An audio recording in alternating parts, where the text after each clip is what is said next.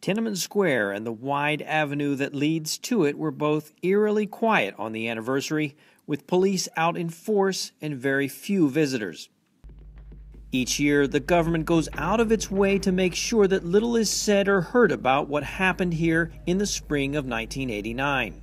Authorities blacked out international news channels whenever the anniversary was reported throughout Wednesday. Programming resumed when the reports were done.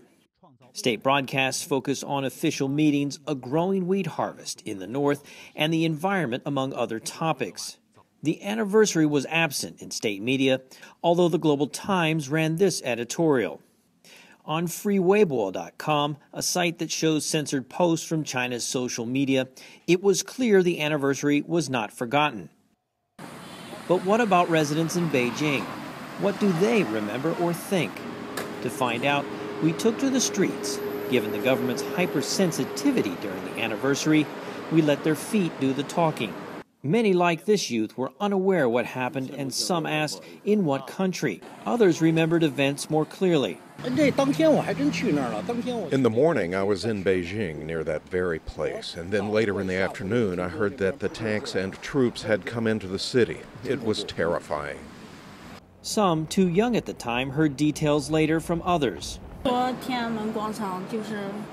said that Tiananmen Square was filled with students, and that later there was blood everywhere. The Chinese government has gone to great lengths to silence talk of the anniversary this year, throwing several activists in jail just for discussing the topic in private.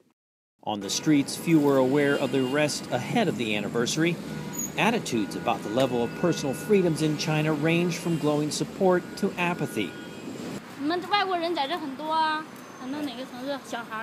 Look at all the foreigners who come here and bring their families.